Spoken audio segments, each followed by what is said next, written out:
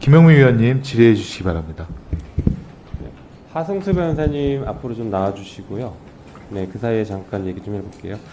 검찰 정상화법에 대해서 자꾸 뭐 여러 가지 얘기들을 하시고 뭐 위헌이다 아니다 이런 얘기까지 하시는데요. 이런 얘기가 왜 나왔는지를 좀 반성부터 하십시오. 만약에 김건희 여사에 대한 수사 제대로 했으면 국민들이 검찰개혁 하자는 얘기 안 했을 겁니다. 검찰한테 수사권 주자 이렇게 얘기했을 겁니다. 얼마나 지금 엉망진창으로 수사를 하니까 누구는 봐주고 힘 있으면 다 봐주고 꼬리 내리고 그러고 있으니까 수사권 뺏자, 수사권 정상화시키자 이런 얘기 하는 거 아닙니까? 반성들 좀 하세요. 자, 변호사님, 오랫동안 특활비 관련해서 소송을 진행하셨어요. 네. 네, 자료 한번 보시죠. 우리 저기 심우정 후보자에 대한 특활비도 그 변호사님이 자료를 받으신 거죠? 네네. 보니까 심우정 후보자가 서울 동부지검장일 때 특활비가 일주 평균 272만 원 썼습니다. 어디다 썼는지 모르겠어요. 썼어요. 그런데 2021년 추석 이때 일주일 동안 1160만 원, 약 4.2배를 씁니다. 그리고 2022년 설날 일주 동안 1350만 원, 약 5배를 씁니다. 그리고 2021년 연말에는 636만 원으로 2.3배를 쓰고 있습니다. 이거 어떻게 분석하셨습니까?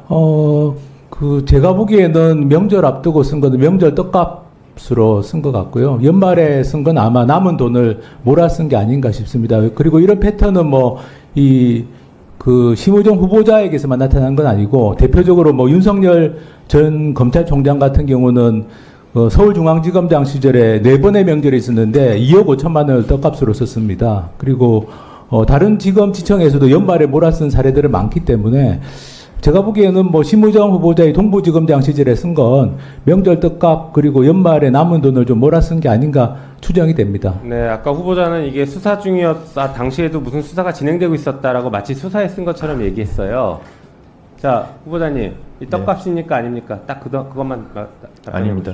떡값 아니에요? 예. 네, 답변 들으셨죠? 어떻게 보십니까? 기획재정부 지침에 따르면 특수활동비는 필요한 때 특수활동을 실제 수행하는 자에게 지급하도록 되어 있습니다. 그러면 명절을 앞두고 갑자기 특수활동이 집중될 리가 없고, 그리고 예를 들면 1350만 원을 쓴 2022년 1월 같은 경우는 28명에게 이렇게 특활비가 지급된 걸로 나오는데, 사실 28명에게 그렇게 동부지검에서 갑자기 28명이 특수활동을 실제 수행했을 리가, 명절을 앞두고 그럴 리는 없다고 생각해서 저는 솔직하게 그냥 명절 떡값으로 썼다라고 인정하시는 게 좀 좋지 않을까, 국민들에 대한 예의가 아닐까 싶습니다. 그렇죠.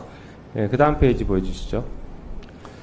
그리고 실제 검찰 예산이 이렇게 됩니다. 특활비 70억, 80억 이렇게 예산이 책정되지 않아요. 보시는 것처럼 첨단범죄 디지털 수사와 관련해서 2022년엔 1억 2,200만 원, 검찰 수사 지원엔 5억 2,200만 원, 형사부 등 수사 지원 50억 7,400만 원, 이런 식으로 예산이 편성되거든요.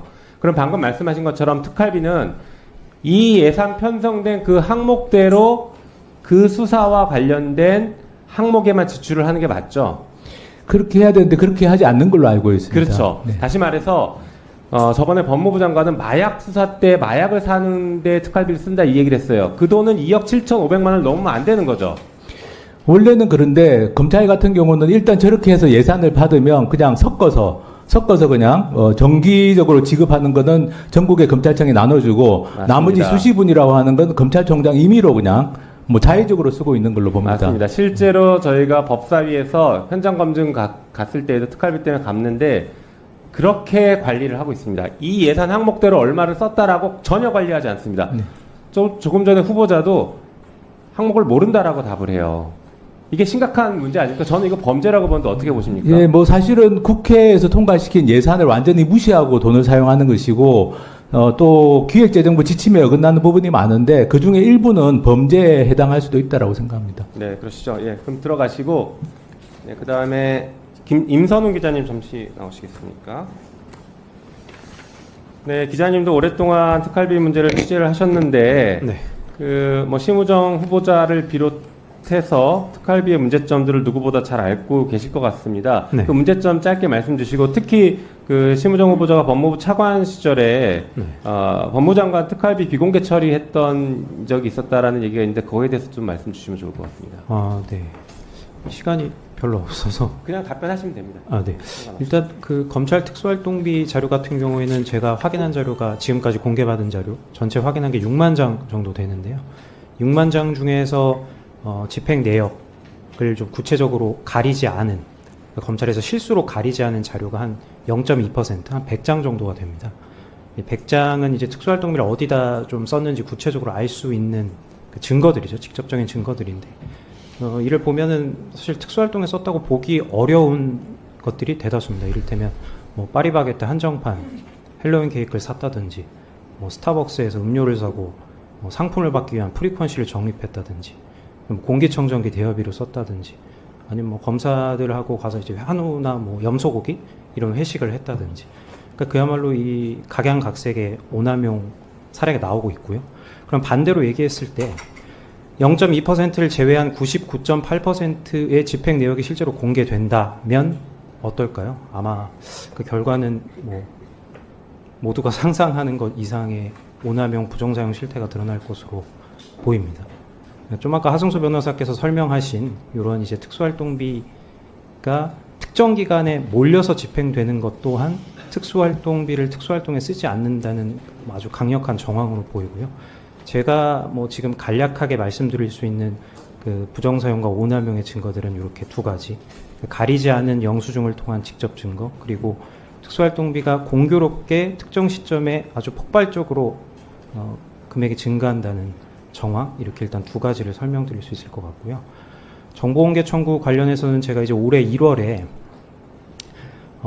법무부 장관, 역대 법무부 장관의 특수활동비 자료를 공개해달라는 청구를 했었고요. 그 당시 이제 정보공개 답변, 이제 담당 직원으로부터 전화가 오기를 이제 200장 정도 자료가 다 준비가 됐다.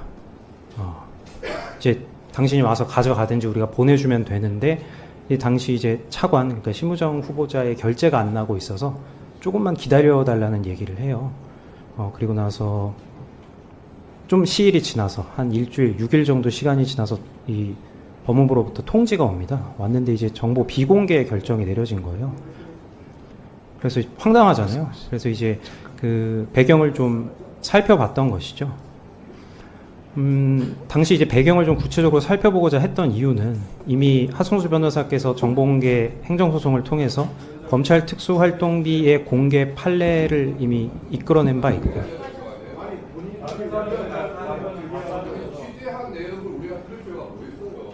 아주 중요한 증거 내용인데요. 네. 새로운 내용이라. 네. 예. 그럼 참고인께서 네네. 예, 한 3, 40초 내로 마무리해 주시죠. 예.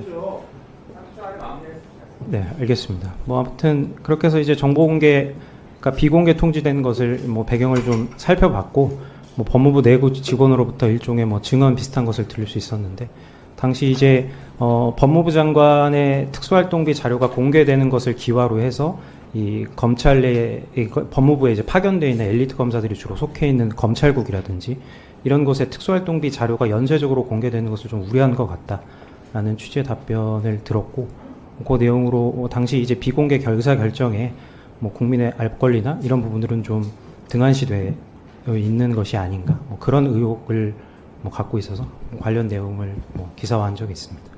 네, 알겠습니다. 네. 예, 김영우 의원 수고하셨습니다. 예, 잠깐 답변 드려도 되겠습니까? 주진우 위원님, 예, 질의해 위원장님, 주시기 제가 바랍니다. 잠깐 답변 드려도 되겠습니까? 제가 하나 좀 말씀드려도 되겠습니까? 잠깐, 예. 주진우 위원님 질의하시고 예, 그 다음에 알겠습니다. 말씀에 예. 답변해 주시죠. 주진우 위원님 하시죠. 예. 아니, 말씀드릴 기회 드리겠습니다. 제 질의 시간 이용해서 할게요. 그럼 특수활동비에 대해서 지금 들은 내용에 대해서 좀 설명해 주시죠. 예, 우선 지금 특수활동비가 일선에 내려갈 때는 세부 항목이 지금 뭐 달리 지금 사용된다고 계시는데, 수사라는 게 하나의 수사만 있는 것이 아니고 수사 자체가 여러 가지 성격을 가지고 있어서 그거를 일일이 구분해서 쓰기 어려운 경우들이 많습니다. 예를 들면 딥페이크 사건 같은 경우에도 형사 사건일 뿐만 아니라 사이버 문제 같은 여러 성격을 갖고 있기 때문에 그렇게 쓰일 수 있는 것이고, 두 번째 이제 장관 특활비 공개 부분에 대해서 임 기자님이 말씀해 주셨는데, 저는 그게 뭐 검찰국이나 이런 부분에 대해서 연쇄적인 걸 미치는 것보다 제가 보고를 받았을 때, 이 장관실에서 특활비가 집행되는 내용은 사실은 장관실 인원이 많지가 않습니다.